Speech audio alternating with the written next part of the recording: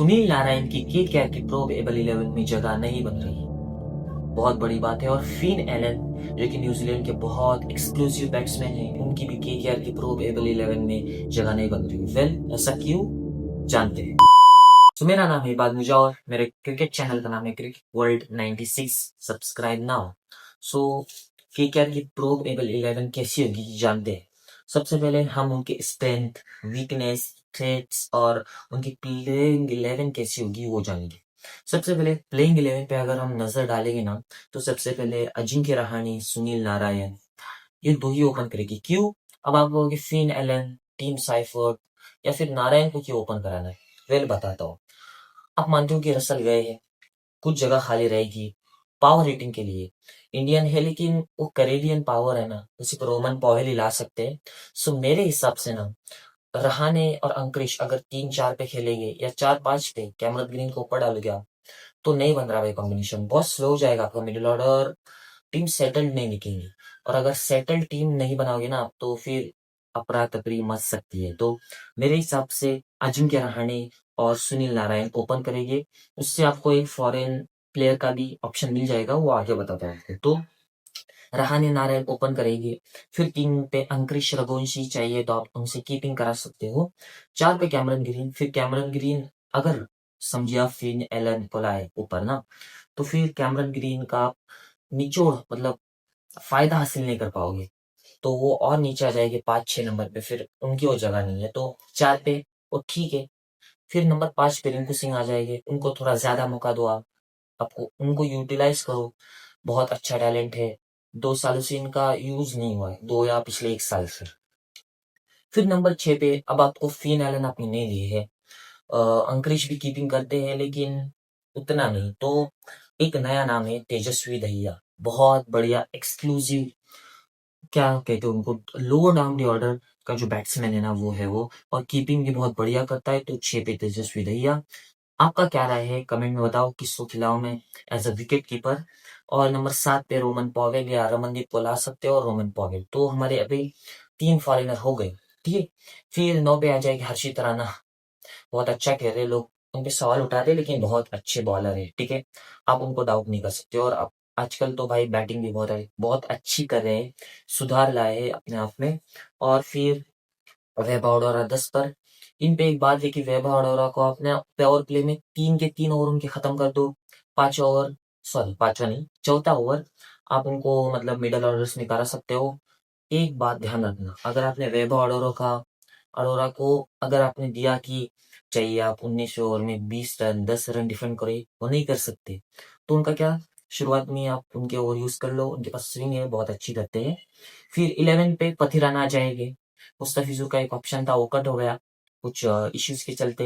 तो उनकी जगह पे अब कौन आएगा, वो एक बहुत जरूरी बात बन जाएगी। मुझे लगता है वर्ल्ड कप के बाद ही डिसाइड करेगी कि वो वर्ल्ड कप जो है ना इंडिया में है। सो लोगों को पता चलेगा कि इंडियन ट्रैक पे मतलब पिचेस पे कौन अच्छी बॉलिंग करता है। फॉरेनर ऑप्शन है, आप इंडियन भी ला सकते हो। बहुत सारों की राय है कि माइकल ब्रेसवेल को लाओ, लेकिन वो एजेंडा नहीं है अपना, अपन आगे बढ़ते। इम्पैक्ट प्लेयर में एज ऑलवेज वरुण चक्रवर्ती आ जाएगी। सो इनकी शॉर्टेड प्लेइंग 11 हो जाएगी। आप कौन सी प्लेइंग 11 चूज करते हैं मेरे को कमेंट सेक्शन में जरूर से जरूर बताना।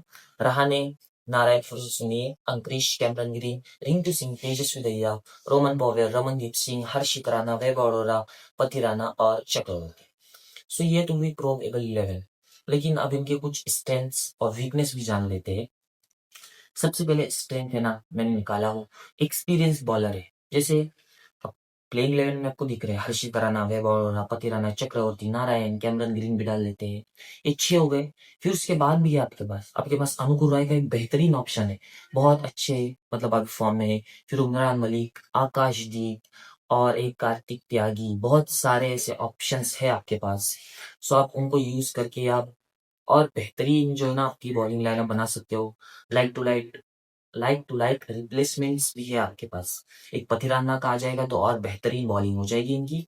सेकेंड है गुड इंडियन टैलेंट्स, जैसे कि तेजस्वी दहिया, आप अंकुरिश, रिंकू सिंह, रमनदीप, हर्षित, वैभव, चक्रवर्ती, बहुत सारे हैं।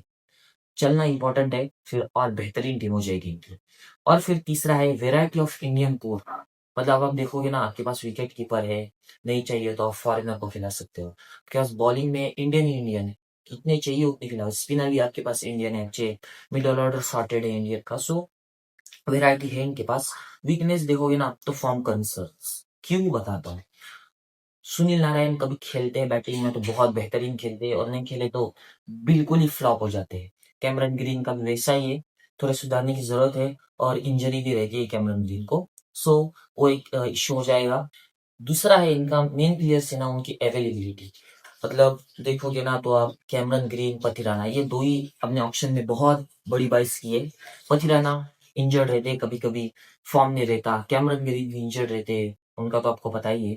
सो अगर वो अवेलेबल रहे तो फिर सोने पे सुहागा, केकेआर टीम बहुत ज्यादा चमकेगी।